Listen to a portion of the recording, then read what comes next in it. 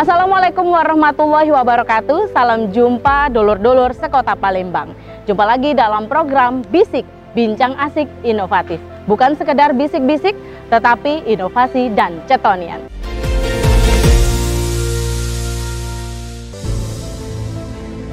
Kali ini saya sudah berada di Kecamatan Pelaju dan kita akan berbincang-bincang dengan Camat Pelaju tentunya Bapak Ahmad Furqon mengenai program-program kerja dan juga prestasi yang sudah ditorehkan sepanjang tahun 2020. Jangan kemana-mana, ikuti kami dalam Bisik Bincang Asik Inovatif.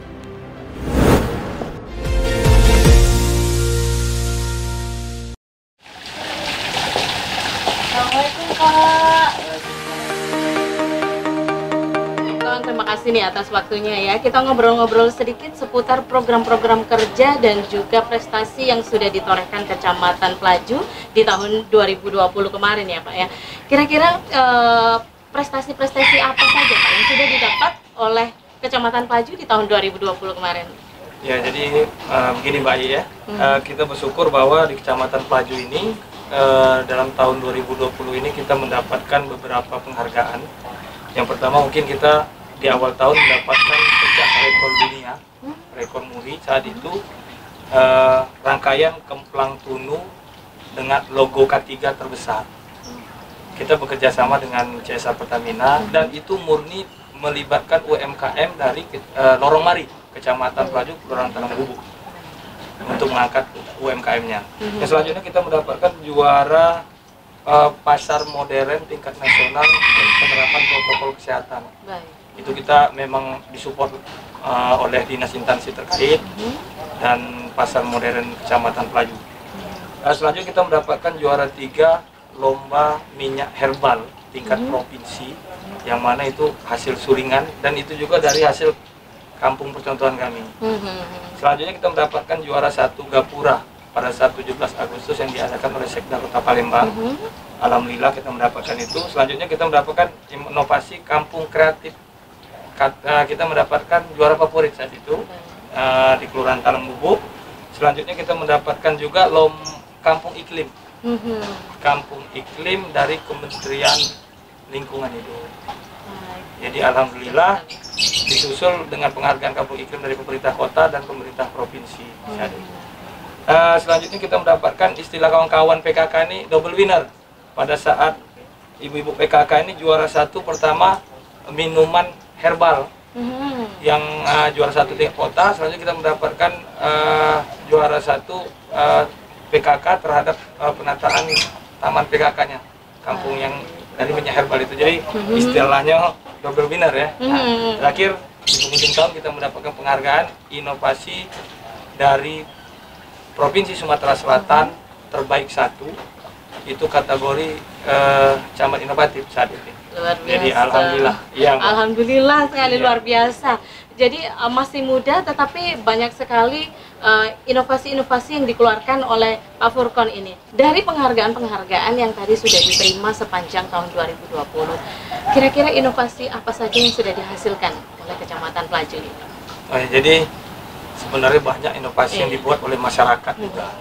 Kami ini bekerja ya, camat tidak ada artinya tanpa dukungan masyarakat maupun pegawai sendiri.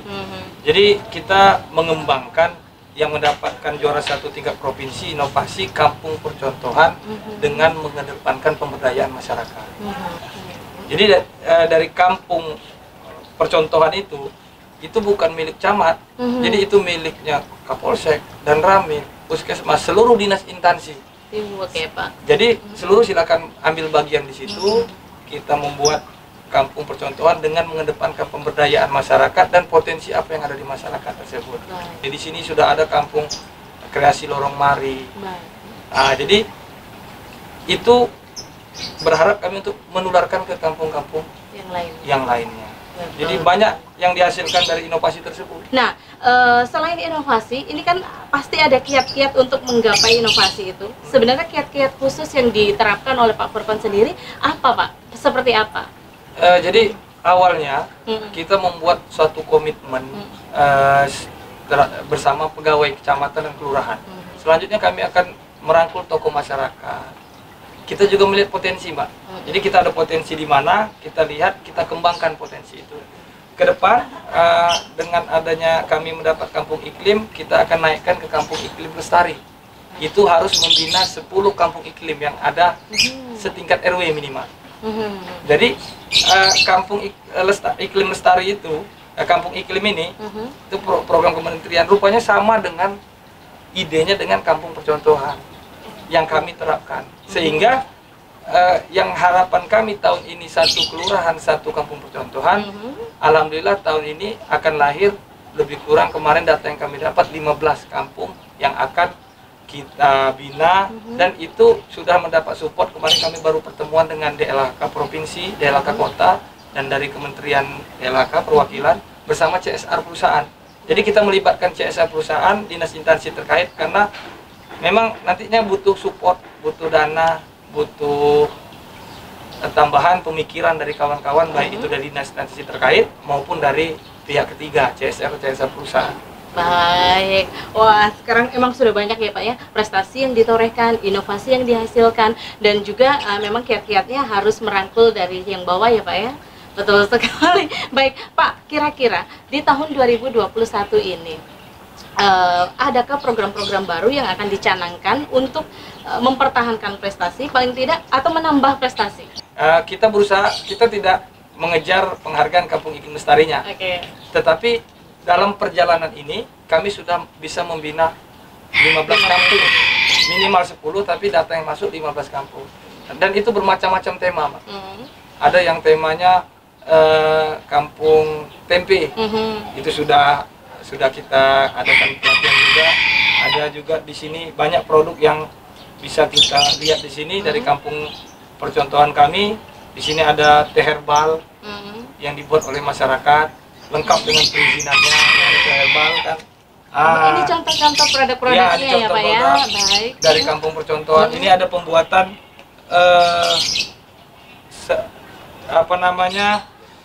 bubur kertas, pembuatan pot. Ini dibuat dari bubur kertas. Jadi kertas dileburkan, dibuat, dan ini inovasi dari kebetulan ini warga kita, pegawai kita juga yang buat, yang bubur kertas.